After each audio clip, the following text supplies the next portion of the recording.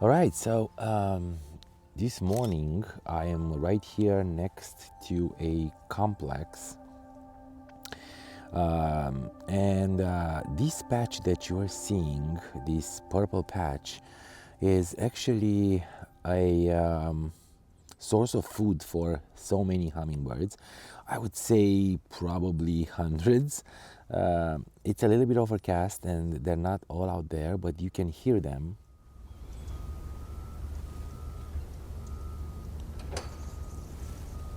I hope you can hear them.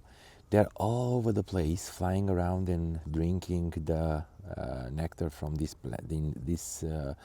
flowers, this plant, which I don't know exactly what it is, but I'll find out and put it in the comments down below or right on the video now. Anyway, and that's my goal today, to photograph as many species of hummingbirds as I can. The rufous, the castas are missing from my portfolio. I do have the Anna's hummingbirds, which are probably the most common ones everywhere, but right here in California, this is my favorite bird, and it's because it's everywhere and they're so beautiful. And I will tell you, while I'm showing you the photos, a little bit of a story about hummingbirds. All right, we have a helicopter flying around our heads. Let me tell you a few things about these beautiful birds. First and foremost, they have amazing memory. They can remember every flower and feeder they visited, and they also remember how long it takes for a flower to refill, so the food is always there. They can fly thousands and thousands of miles a year, and for a 2 to 3 inch little bird, 1,000 miles between breeding grounds and winter habitats it's huge. And the rufous hummingbird actually has the longest annual track. They cover around 3,000 miles from Alaska all the way to southern Mexico. And yeah, these are awesome creatures. What else? Let me see if I remember. They can travel around 500 miles, and it's said that they can cross the Gulf of Mexico during spring and fall migrations in one day. So that is unbelievable. These creatures are really unbelievable, and I do love them a lot. Now you can tell that the sun is up, and the trick of having those beautiful colors on their necks is to have a little bit of a bright light shining on their feathers. And hummingbirds are actually amazing. You look at them, they just have green and gray, and then suddenly they turn a little bit to the right or left, and you get that beautiful orange or red or purple or pink color under their feathers that is actually a reflection of light in their feathers. And it's beautiful. They are amazing. I'm gonna move from here, go to a different patch down the road, somewhere right here. There is another one, because I'm seeing a little bit of a quiet mood on this one. So I'll see what I can find there. Well, not much luck with the hummies today. There were plenty of them, but they don't come to eat, and I can't stay too much to wait, because it's basically a trail and people are going around. And I moved a little bit towards a more, let's say, marshy area that maybe I can find different birds, and I don't want to go empty-handed.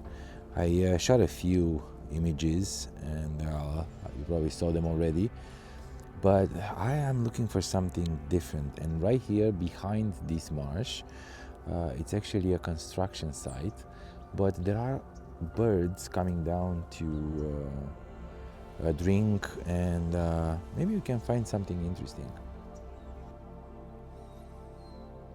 Hello, who's coming? Who's coming, Bubble?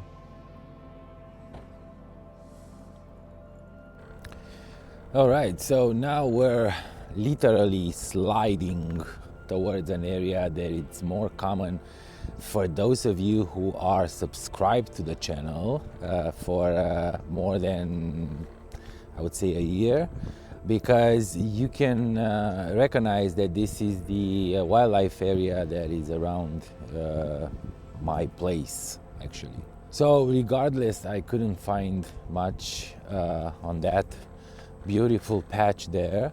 There were a few hummingbirds I photographed. Like I said, you probably already saw the images. But now I'm riding my scooter all the way down to this creek. This is actually a trail. It's called the Marsh Creek Trail, and there are all kinds of birds here because there is water. People around riding their bikes, their scooters.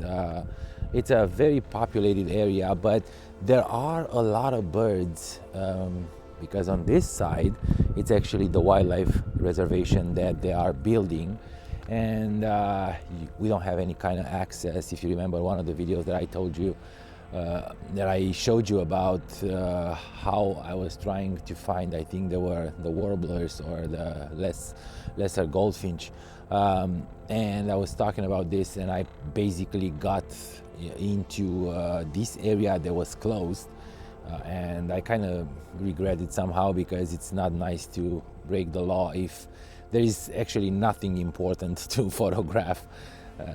I am not the one to tell you go into forbidden or restricted places, but if you see something that you might, enjoy, or something that you need to photograph and you know that you might not have that chance again, maybe you should ask for access or sneak in a little bit and get closer. Anyway,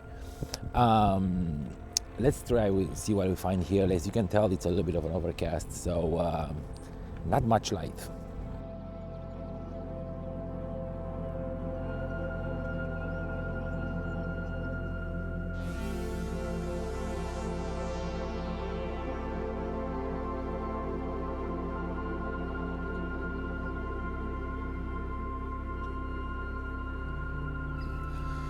Now, a good, let's say, habit is to, when you're photographing and you don't have any idea or you don't know what to search for, a good thing will be to use the Merlin app.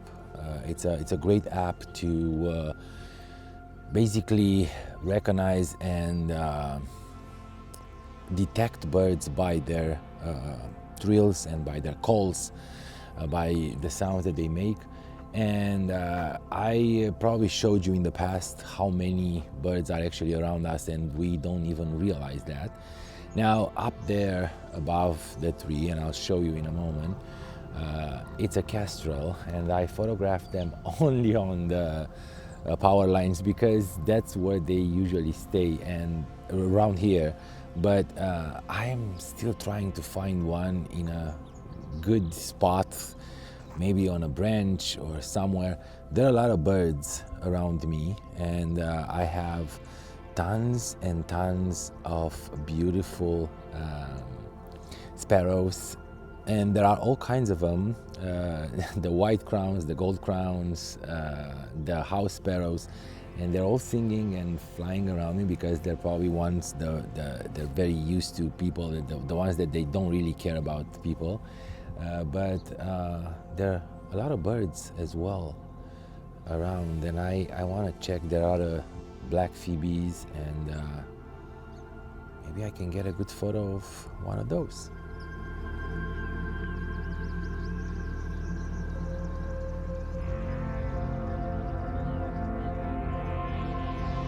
All right, so not a very productive day today or morning, and I would probably hang around for another 30 minutes and see what I can find.